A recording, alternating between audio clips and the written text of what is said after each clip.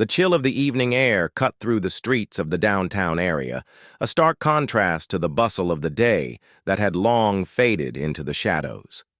The city's skyscrapers loomed overhead, casting long, cold silhouettes across the cracked pavement below. On nights like these, the streets felt emptier, as though the world itself was pulling back into its own warmth and comfort, leaving behind only the lonely and forgotten. And among them was Sam, a man whose face had long been worn by time, weather, and misfortune. Sam was in his mid-40s, though his appearance often made him look older, the lines on his face deep and etched by hardship. He wasn't always like this. Once he was a man with a steady job, a modest apartment, and a future that seemed predictable, until life had a way of throwing curveballs. A lost job, a broken marriage, a series of bad decisions, each one seemed to push him further down, until he found himself living on the streets. But Sam wasn't one to ask for pity. He wasn't the kind of homeless man who sat on street corners with a cardboard sign asking for handouts. No, Sam was a survivor. He had a rough exterior, a bit of a loner, but there was still a glimmer of kindness in him. He did odd jobs where he could, helping in cafes, collecting cans, anything to keep a little dignity left. His clothes were worn, his hair scruffy, but his eyes still carried the fire of someone who wasn't ready to give up. For months, Sam had been saving every penny he could.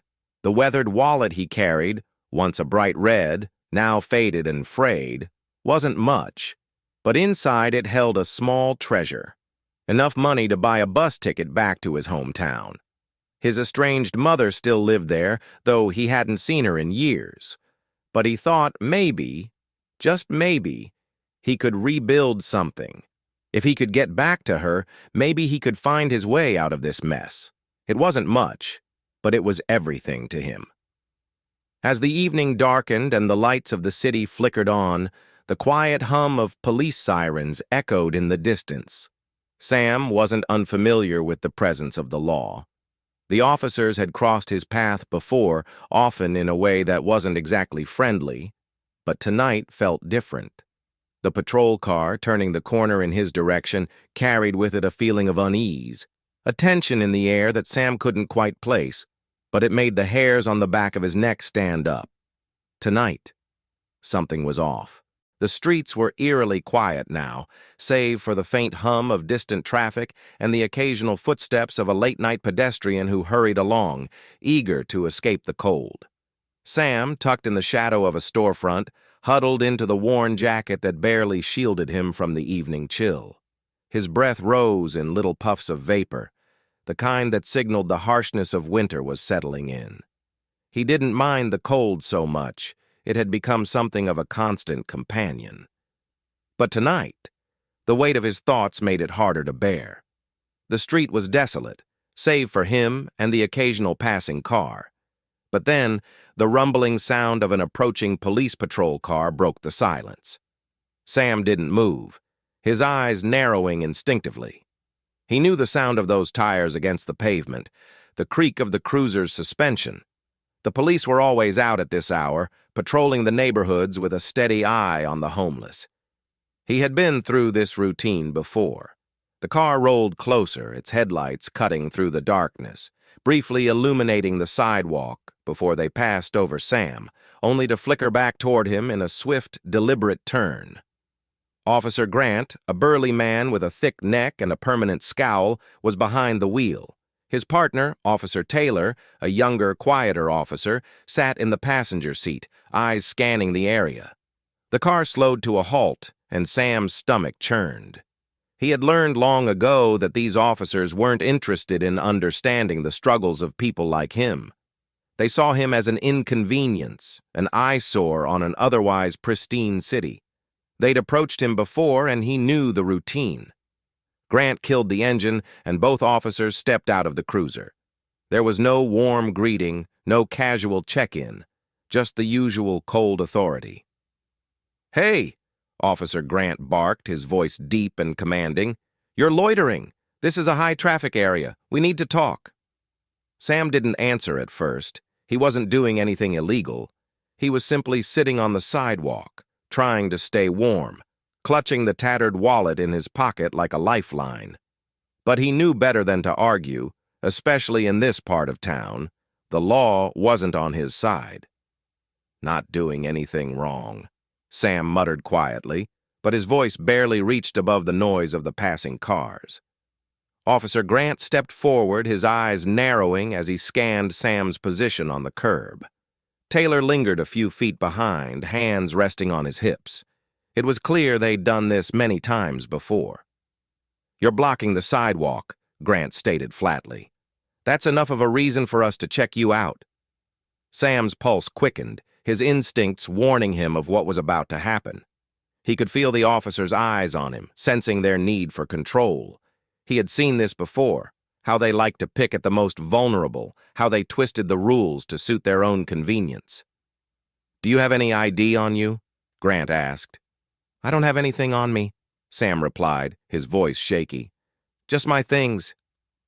"We'll be the judge of that," Grant said with a smirk, before motioning for Taylor to come closer. "You're coming with us, or we'll take you in for public disturbance." Sam knew the drill. He could argue, but it wouldn't change a thing, and if they arrested him, his chances of seeing his mother again would slip even further from his grasp. So, with a deep sigh, he stood up, his knees stiff from sitting too long on the cold concrete. "You don't need to do this," Sam murmured as he reluctantly began to empty his pockets. "I'm not a criminal." Grant didn't respond.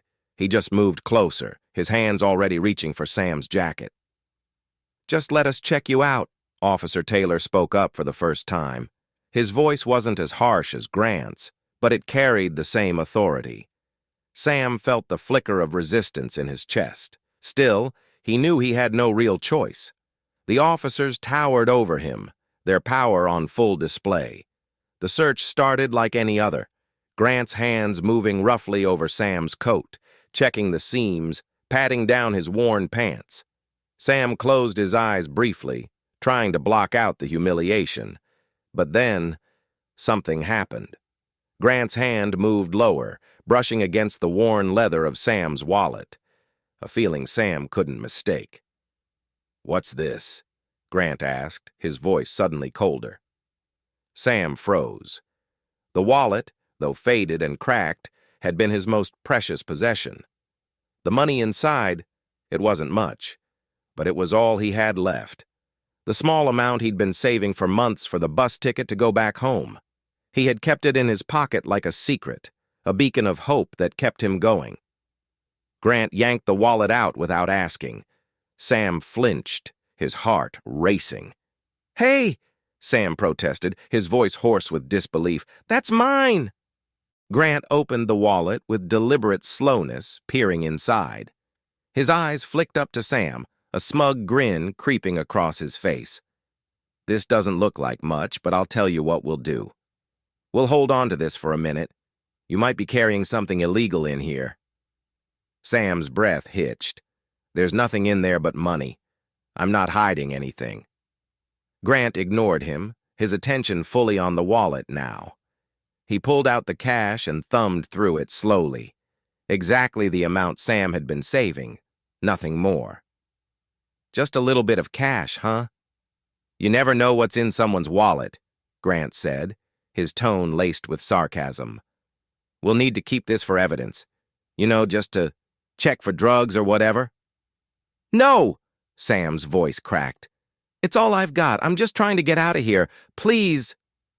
Officer Grant's eyes softened for a split second, but only for a moment. "We'll see about that." He stuffed the wallet into his own jacket pocket, and with a quick glance at Taylor, he motioned toward the cruiser. "Let's go, Taylor," Grant said, and the two officers turned without a word, leaving Sam standing there in stunned silence. His legs felt weak, and his mouth went dry. Sam stood motionless for a moment, the world spinning as he tried to comprehend what had just happened. His entire savings gone, his only hope taken by the very people meant to protect him. He stared after the officers, who climbed back into the car and drove off without a second glance, leaving nothing but the cold pavement at his feet. And in that silence, Sam felt the weight of the moment sink in. He had lost everything. The days that followed were long and filled with a sinking feeling of betrayal. Sam wandered the streets in a daze, trying to make sense of what had happened. The warmth of the sun did little to ease the cold knot of helplessness in his chest. The wallet, the money, it was gone. More than that, though, the trust he had placed in the system, in the very people who were supposed to protect him, was shattered. Sam had been through enough. He had weathered the bitterness of the streets, the isolation, the judgment. But this was different. The police officers weren't just enforcing the law, they were taking from him. He had always known that the system was stacked against people like him, but the theft of his money, his lifeline, was a cruel, personal reminder of just how deep the corruption ran. It was one thing to be ignored, to be overlooked, but to have his hard-earned savings ripped away by those in power, it crushed him. At night, as he sat in the darkened alley where he had spent the last few years of his life, Sam replayed the moment over and over in his mind. The cold smirk on Officer Grant's face, the feeling of the wallet being ripped from his hand, the sinking realization that it was gone forever. It wasn't just the money, it was the principle of it.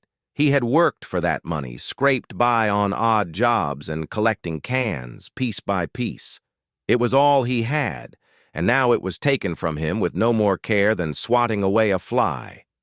Sam knew he had to get it back, not just because of the money, he couldn't let that go, but because if he didn't fight for it, it would feel like the final admission that he had no voice, no rights.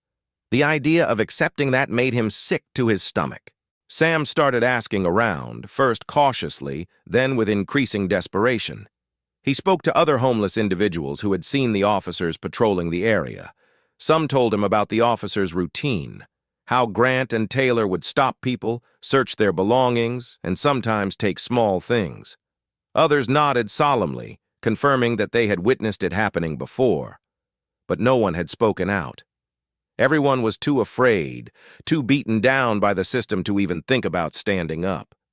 "It's not just you, Sam," an older man named Charlie told him one evening as they sat on a bench near the park. "They've been doing this for years, but nobody does anything. You try, they lock you up. That's how it works." Sam's blood boiled, but the words felt like a cold slap in the face. How had it become so normal to steal from the powerless? He could feel the weight of their silence pressing down on him, but it only made him more determined. He couldn't be like them. He wouldn't just sit back and take it. He knew he had to go to the source. The precinct. He had to confront them, to demand answers. The precinct was located several blocks away, tucked between two large buildings, its imposing gray structure a stark reminder of authority. Sam stood across the street, staring at the glass doors, his breath coming in shallow, uneven bursts. He wasn't naive enough to think this would be easy. If anything, he knew it would be a fight, a struggle against a system that didn't care about him, a system that had already taken from him. But he had no choice. With his head held high, he crossed the street and pushed open the doors of the precinct. Inside, the air was sterile, filled with the clatter of phones ringing and officers speaking in low voices. Sam felt a knot of fear tighten in his stomach. He had been here before, but it had always been for something trivial, like when he was asked to move along or when they'd kicked him out of a public space. But this time, he wasn't just a passerby. He was a man with a purpose. He approached the front desk, where a bored-looking receptionist glanced up at him. "Can I help you?" she asked, her tone flat and uninterested. "I need to speak to Officer Grant or Officer Taylor," Sam said, his voice shaking but firm. "They took something from me, my wallet, my money." The receptionist barely looked up as she typed something into her computer. "You need to file a complaint with Internal Affairs. They'll get to it when they get to it. You can take a seat." Sam felt his frustration building. "I don't want to file a complaint. I want my money back. I want to talk to them." She glanced at him, her face unreadable. "You're not talking to them. You can wait or you can leave. That's your choice." The dismissiveness in her voice was like a slap in the face, but Sam didn't back down. He had come this far, and he wasn't leaving without answers. The hours dragged by. Sam sat in the uncomfortable plastic chair, fidgeting, his mind racing. Flashbacks of better days kept haunting him. There was a time when he had a steady job, a small apartment, and enough pride to hold his head high. He remembered the mornings when he'd leave for work, his mother calling to wish him a good day. The memories stung now, sharp and bittersweet. He remembered how life had been before everything unraveled, before he lost his job and his home, before he had to give up his dignity to survive on the streets. Now, sitting in this sterile, cold room, Sam couldn't help but feel like he had been reduced to nothing. But he couldn't let that feeling consume him. Not now. "It's not just the money," he kept telling himself. "It's the principle." Sam repeated it over and over like a mantra, hoping it would give him the strength to keep going. The injustice of it all fueled his determination. He wasn't just fighting for a few dollars anymore. He was fighting for his dignity, his rights, and for all the people who had been silenced by the system. As he sat there, waiting, a small spark of hope began to grow. Maybe this fight wouldn't be easy, but it was the right fight. And he wasn't going to give up until he got what was owed to him. It had been weeks since Sam had walked into that precinct. Weeks of cold rejection, dead ends, and the crushing realization that the system was not going to help him. His hope had started to fade, like the last slivers of sunlight at dusk. But one rainy afternoon, as he sat huddled in a small coffee shop, nursing a cup of bitter coffee that he could barely afford, everything changed. Sam hadn't expected anything that day. He had stumbled in just to escape the rain, a place to sit without the harsh eyes of police officers or the indifference of passers-by. He had kept to himself as usual, wrapped in his thoughts of the injustice that had become his life. But fate has a funny way of nudging people into the paths they least expect. Emily was sitting across the room. Sam hadn't noticed her at first. She was the type who blended into a crowd, her hair tucked under a simple beanie and her jacket buttoned up against the chill. She was typing furiously on her laptop, her brow furrowed as if the weight of the world rested on her shoulders. Sam didn't look at her twice until he overheard a few words of her conversation with the barista. "Another one of those stories," Emily said, shaking her head. "The system's corrupt and nobody wants to talk about it, but I will." Her voice had a tone of quiet determination, the kind that comes from years of fighting against walls of indifference. Sam's ears perked up. He had heard that kind of passion before. It wasn't something he encountered every day.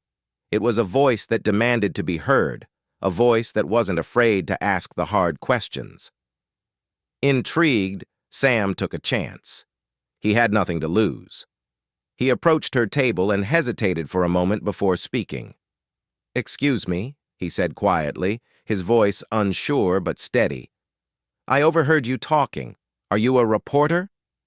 Emily looked up, her expression neutral at first, but then something softened in her eyes. There was a pause, as if she were deciding whether or not to engage with this stranger. Then, with a polite but weary smile, she nodded. "Yes, I cover social justice stories, police misconduct, inequality, that sort of thing. Why?" Sam hesitated, the words catching in his throat. But he pushed them out. "I have a story. Something happened to me. Something wrong. And I think it's bigger than just me." Emily set her laptop aside and gave him her full attention. There was something in the way she looked at him, like she was listening, really listening, without judgment. Sam took a deep breath and he told her everything. About the officers, about the wallet, about how he'd tried to get justice but had been met with nothing but cold indifference. And as he spoke, Emily's expression shifted from casual interest to something more intense. She was listening to more than just the details of his story. She was listening for the thread of truth that so often went untold. "That's," Emily began, her voice low, thoughtful. "That's not just about you. That's part of a larger problem, one that a lot of people have been afraid to talk about." Sam felt a small spark of hope. Maybe this woman, this stranger, was the one who could help him, but what she said next took him by surprise. "You know what? I think I can help you," Emily said, her eyes narrowing with determination. "I've been working on a story about police corruption in the area. This could be exactly what I need." Over the next few days, Sam found himself working closely with Emily. She had access to resources that he could only dream of, contacts, a network, and the know-how to uncover the truth when it was buried beneath layers of bureaucracy and apathy.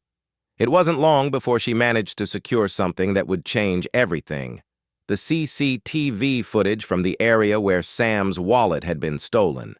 It had been captured from a nearby street camera that had overlooked the alley where Sam had been sitting when Officer Grant and Officer Taylor had approached him. Sam sat in a small, cramped office as Emily loaded the footage onto her laptop, her fingers flying over the keys as she adjusted the timestamps. The anticipation hung thick in the air. The video began to play, and Sam watched with a mix of disbelief and dread as the image of himself, small, tired, and vulnerable, appeared on the screen. The footage was grainy, but there was no mistaking it. There he was, sitting on the sidewalk, the same tattered coat, the same weary posture. And then, the police officers appeared. Sam's stomach clenched. He could feel the dread of that moment all over again. Officer Grant's broad shoulders filled the frame, and the interaction began to unfold just as Sam remembered. They stopped him, searched him, and then Grant found the wallet. Sam's heart pounded as the footage zoomed in on Grant slipping the wallet into his own jacket pocket. It was all there, the theft, caught in full view. But what Emily found next sent a chill down Sam's spine. As the camera panned out, it revealed more of what had been going on. The officers weren't just taking Sam's money. The footage continued, showing Grant and Taylor, after walking away from Sam, making their way down the street. As they passed other homeless individuals, the cameras caught them reaching into bags and pockets, pulling out wallets, loose change, and other small valuables. Each time, the officers would pocket something, their movements swift and practiced, as if this was routine. Sam's breath caught in his throat as he saw it all unfold. Officer Grant pocketed at least 3 other wallets. Officer Taylor slipped a few small items into his jacket. This wasn't just a random theft. This was part of a pattern, a systematic exploitation of the vulnerable. Emily paused the video, her face pale but determined. "This is bigger than we thought, Sam. They've been doing this for months, maybe longer, and we have the evidence now." Sam's heart was racing. He could barely process what he had just seen. His stomach churned with a mixture of disgust and disbelief. They hadn't just taken from him. They had been stealing from everyone, from the forgotten people on the fringes of society. Emily turned to Sam, her voice now fierce. "This isn't just your fight anymore. This is about all of them, everyone they've done this to. And we're going to make sure it stops." Emily's investigation didn't stop there. Armed with the footage, she worked with local advocacy groups, social workers, and lawyers to gather testimonies from other homeless individuals. One by one, they confirmed what Sam had suspected. They, too, had been victims of the same officers. Their personal belongings, their meager savings, taken without consequence. The story Emily was about to break wasn't just about 2 corrupt officers. It was about the system that allowed them to exploit the vulnerable without fear of punishment. When the news broke, when the footage was shared and the investigation made headlines, it sent shockwaves through the city. Public outcry was immediate. Protests erupted outside the precinct demanding justice. The police department could no longer turn a blind eye. Internal Affairs launched a full investigation into Officer Grant and Officer Taylor, and the truth began to unravel. For Sam, it wasn't just about getting his money back anymore. It was about a victory for the voiceless, a stand against the kind of exploitation he had suffered. The fight had become bigger than him, and in the end, he was ready to face it head-on. The day Emily's story went live, everything changed. She had meticulously pieced together the evidence, the damning CCTV footage, the testimonies of other victims, and her in-depth investigative reporting. By the time the article was published, the internet was ablaze. The headline screamed, "Police officers caught stealing from homeless. Shocking footage reveals systematic exploitation." Within hours, social media platforms erupted in fury. Comments flooded in, filled with outrage, disbelief, and calls for justice. The hashtag #Justice for Sam began trending in the city, and within a few short days, the story spread nationwide. Local news stations picked it up, interviewing experts on police misconduct, social justice advocates, and, of course, Emily, who was now the face of a movement. But while the public stormed social media with demands for accountability, the police department scrambled to contain the fallout. Press conferences were held, and public relations teams were deployed, attempting to downplay the severity of the situation. They tried to shift the narrative, asserting that the footage was taken out of context, that the officers were under duress, or that it was all just a misunderstanding. But none of it worked. Protesters began gathering outside the police precinct, their signs high and their chants loud. "No justice! No peace!" they yelled. "Accountability for Grant and Taylor!" It was no longer just about Sam. It was about every person who had ever been exploited or mistreated by those meant to protect them. The city had woken up, and the demand for justice was undeniable. The pressure mounted on the police department as the protests grew larger, with hundreds of people filling the streets every day. News outlets that had initially hesitated to cover the story now couldn't turn away from the heat. The narrative was no longer just about a few corrupt officers. It was a symbol of the larger systemic issue that many had chosen to ignore for far too long. Emily was inundated with interview requests, but she remained focused. She had one goal: not just to expose the wrongdoing, but to make sure something was done about it. She used the newfound public attention to demand transparency from the police force. The evidence was irrefutable. It was a matter of whether the system would be held accountable. Despite the pressure, the police department initially tried to sweep the story under the rug. Officers Grant and Taylor were placed on administrative leave, but the public wasn't satisfied with half measures. The protests outside the precinct turned into nightly vigils, with citizens marching in the streets demanding that the officers be fired and charged.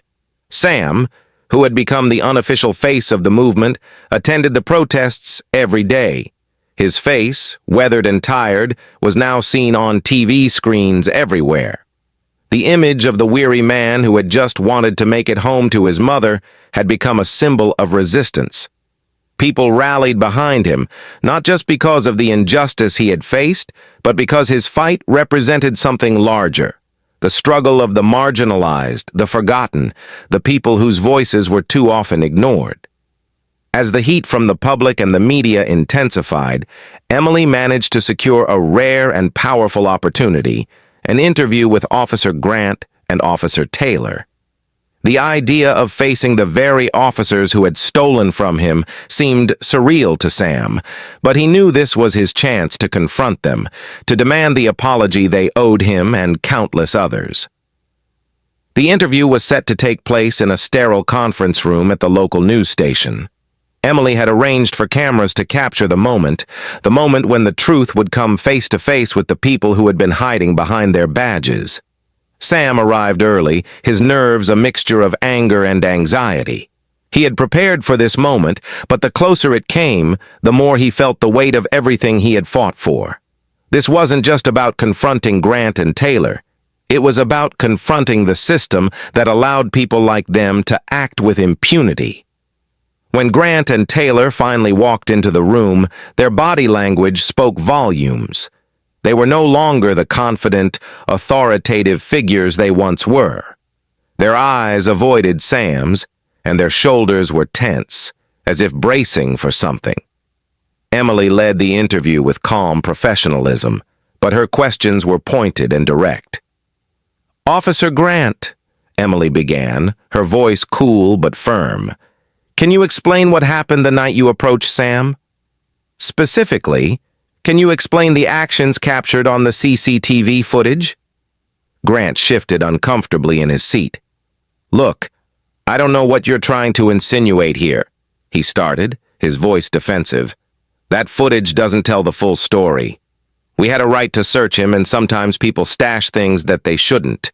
We're just doing our jobs." Taylor, sitting beside him, nodded in agreement, though his discomfort was more evident. "We're just following protocol," he said, his tone less confident than his partner's. "We didn't take anything." Emily's expression remained unfazed as she clicked a button on her laptop. "This footage tells a different story, Officer Taylor. It shows both of you taking not only Sam's wallet, but several other items from other individuals. There's nothing in that footage that shows you doing your job.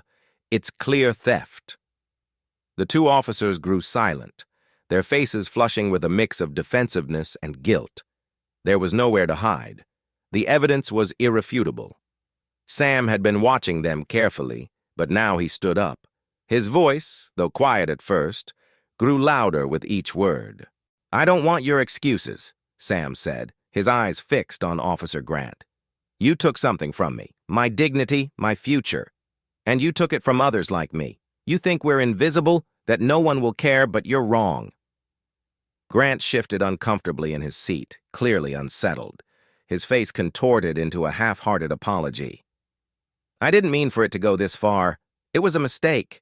We thought it was just a part of the job." "A mistake?" Sam's voice cracked with a mixture of disbelief and anger. "That wasn't a mistake. That was theft. And you didn't just steal from me, you stole from everyone who's ever been discarded by this city." There was a long, uncomfortable silence. Sam didn't look away from Grant. "You don't get to hide behind it's part of the job. I want an apology. From you. Not some corporate bullshit. A real apology." Grant opened his mouth, but no words came out. For the first time, Sam saw something he hadn't seen before. Hesitation. It was as if Grant realized, too late, that there was no way to justify what he had done. The apology, when it came, was thin and half-hearted, a shallow attempt to smooth over the damage. But Sam wasn't satisfied. "That's not enough," he said. "You'll never understand what it's like, but maybe, just maybe, you'll think twice the next time you decide to take from someone who has nothing." In the weeks that followed, the pressure on the police department grew. Officer Grant and Officer Taylor were placed under investigation, but the public demanded more. It wasn't enough to just fire them. People wanted criminal charges, they wanted accountability, and they wanted change. Sam, despite the bruises he had carried throughout his life, now found himself at the center of a movement that could no longer be ignored. The battle for justice wasn't over, but Sam had won something more important, his voice, and he wasn't about to let anyone silence it again. The storm of public outrage that had followed the release of Emily's story didn't subside. It grew stronger. As the weeks passed, the pressure on the police department became too overwhelming to ignore. Despite their best efforts to bury the truth, the wheels of justice began to turn. Karma strikes back. The department launched an internal investigation into Officer Grant and Officer Taylor, both of whom were immediately suspended pending the outcome of the review. As the investigation unfolded, shocking details came to light about both officers. Officer Grant's past was a web of complaints, most of which had been buried or dismissed. It turned out that he had a long history of abusing his power. Over the years, several individuals had come forward, accusing him of harassing, intimidating, and stealing from vulnerable people. Many of these complaints had been ignored or swept under the rug by a department that had long been more concerned with protecting its own than with serving the public. But the new evidence, combined with the viral outrage, made it impossible for the department to turn a blind eye any longer. What shocked many was Officer Grant's history of disciplinary actions that had been quietly handled. Fines, suspensions, and even written reprimands, all quietly removed from his record over time. Emily's investigation had connected the dots between his previous misconduct and the behavior captured in the CCTV footage. Grant, who had once walked with an air of authority and invincibility, was now exposed as the man he truly was, a bully and a thief, using his badge to shield his crimes. Officer Taylor, the quieter of the two, also had a history. Though he had always kept a lower profile, his record showed multiple complaints of harassment, especially towards homeless individuals, a group that, in his eyes, seemed easy to target. Unlike Grant, Taylor hadn't been as overt in his misconduct, but the victims of his harassment had been numerous. From unwarranted searches to intimidation, Taylor had spent years exploiting his position for personal gain. The evidence in the investigation revealed that his behavior wasn't an isolated incident. It was part of a larger pattern of targeting the city's most vulnerable population. When the criminal charges were officially filed, both officers faced charges of theft, misconduct, and abuse of power. Public reaction was swift. There was no denying it. The system had failed, but now it was being forced to reckon with its own failings. The legal battle was far from over, but the fact that both officers were facing criminal prosecution was a massive win for Sam, for the homeless community, and for the city's residents who had long felt overlooked. As the investigation continued to unfold and the charges against Grant and Taylor gained more traction, something unexpected happened. The city reached out to Sam with an offer he hadn't anticipated. One afternoon, while he was sitting in the same coffee shop where he had met Emily, his phone buzzed. It was a call from a city official. Sam answered, unsure of what to expect. "Mr. Sam Carter?" the voice on the other end asked, professional but polite. "That's me," Sam replied, still a bit wary. "We'd like to offer you a settlement for your cooperation in the investigation and the public attention this case has garnered. We believe this will help with your personal situation." Sam frowned, confused. A settlement? He hadn't been seeking compensation. He wasn't in this for the money. But as the conversation continued, the official explained that the city wanted to make things right in some way. They offered a financial settlement as a gesture of goodwill in exchange for Sam's formal cooperation. They promised that the money wouldn't just go to him, it would be allocated for community programs aimed at supporting the homeless and those in need. Sam paused. He didn't care about the money. He wasn't interested in becoming part of a system that had turned a blind eye to people like him for years. But the more he thought about it, the more he realized that this was an opportunity to make a real difference. If he could use this money to help others, those who were still out there, struggling just like he had been, it would be worth it. "I'll take it," Sam said finally. "But it's not for me. It's for the people who still need help." The city official agreed, and within days, the funds were redirected to a local organization that provided food, shelter, and job training for homeless individuals. The settlement that Sam had received became a lifeline for others, a small but meaningful act of restitution in the face of years of neglect. Just when Sam thought his life was beginning to settle into some kind of routine, something happened that he never expected. One evening, as he was sorting through some old clothes he'd picked up from a donation bin, his doorbell rang. Sam wasn't expecting anyone, so he hesitated before walking to the door. When he opened it, he was stunned. Standing in front of him was a woman he hadn't seen in over 20 years, his estranged mother. Her face was older, softer than he remembered, but the recognition hit him like a punch in the gut. He hadn't seen her since he'd left home, after they'd had a falling out that, at the time, had seemed irreparable. They hadn't spoken since his departure. He had carried the weight of that broken relationship with him for years, burying it under layers of pride and stubbornness. But here she was, standing on his doorstep. "I saw the story, Sam," she said softly, her eyes filled with a mixture of regret and something more. "I saw what you did, and I'm so sorry for everything." Sam stood there in shock, the flood of emotions threatening to overwhelm him. He hadn't known what to expect when he thought about his mother over the years, whether she'd ever try to reach out or if their relationship was lost forever. But here she was, reaching out in the only way she knew how. Sam began, his voice unsteady. "I don't know what to say." She stepped closer, her eyes searching his face. "You don't have to say anything. I want to be here for you, if you'll let me. I want to help you rebuild." For the first time in years, Sam felt a flicker of hope. The anger, the resentment, it was still there, buried deep, but it wasn't as sharp as it had been.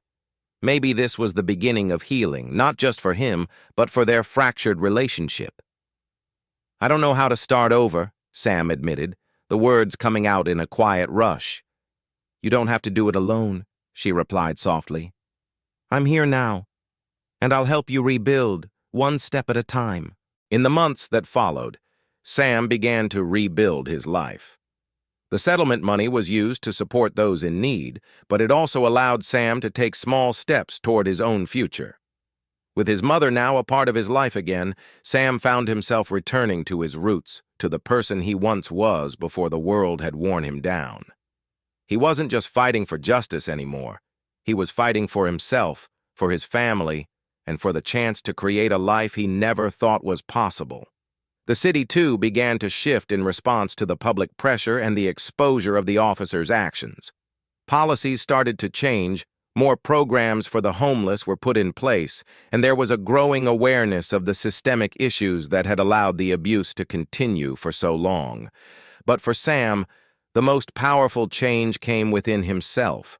As he began to heal and rebuild, he found a new sense of purpose, one that was no longer defined by what he had lost, but by what he could give back.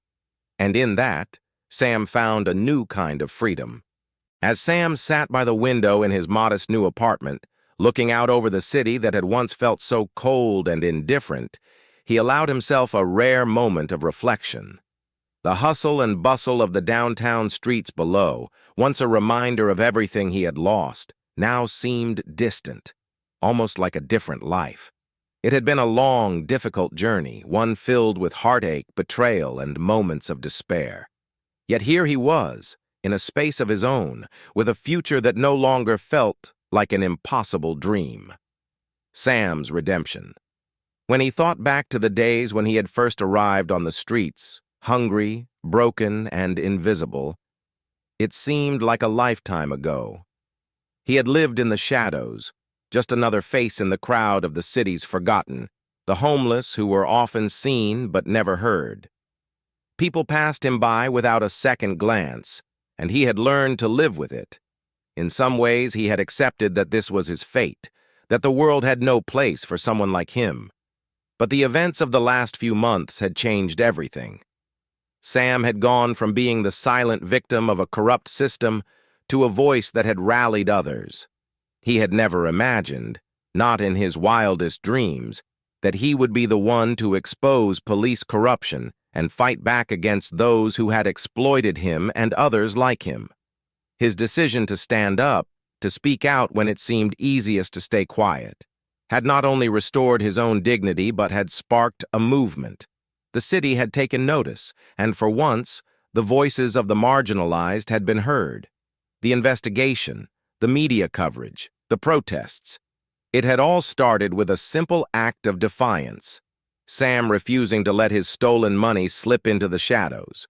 What began as a personal fight for justice had grown into something far bigger than himself. It wasn't just about the money anymore.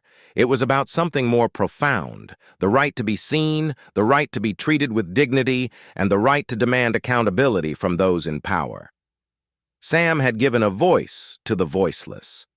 His fight had become a symbol of hope for many who had felt like they had no power, no way of making their voices heard. Now, as he looked back, Sam realized that his journey had been more than just a battle for his own rights. It had been a fight for the rights of those still out there, struggling like he once had. It was a fight that had shown him that even the smallest voice could create ripples of change. Sam had lost a lot in his life: his home, his family, his sense of security. But he had gained something much more valuable: his sense of justice, his humanity, and most importantly, his belief in himself. The man who had once seen himself as invisible, forgotten by society, had become a beacon for those still lost in the shadows. He had fought for justice, not only for himself but for every person who had ever been discarded by the system. As he sat back in his chair, Sam reflected on the unexpected visit from his mother, who had reached out after seeing his story in the news. Their relationship, broken for so many years, was beginning to heal. It wasn't a perfect resolution. There were still scars, old wounds that couldn't be erased. But the fact that she was there, trying to make amends, was a testament to the power of change. The journey wasn't over, but it had taken a significant turn. Sam was learning to forgive, not just others, but himself too. And then there were the homeless people he'd met along the way, the ones who had silently suffered like he had. The programs his settlement money had funded, the shelters, the food banks. Each small act was a step toward building something better for them. Sam might not have been able to change the entire world, but he had changed the world for a few people, and that was enough. He had faced the worst that life could throw at him, and yet he had risen, not with anger or bitterness, but with a renewed sense of purpose. Sam understood now that even in the darkest moments, there was always a flicker of light. Sometimes that light came from within, and sometimes it came from the most unexpected places, like a journalist who believed in justice, or an estranged mother who, after all these years, still wanted to make things right. As Sam gazed out the window, the city no longer felt like a place of endless struggle. It felt like a place full of possibility, where change was still possible no matter how big or small. He had been given a second chance at life, and he was determined to make it count. In the end, Sam had learned the most important lesson of all. Even the smallest voice can create ripples of change. And that was something worth fighting for.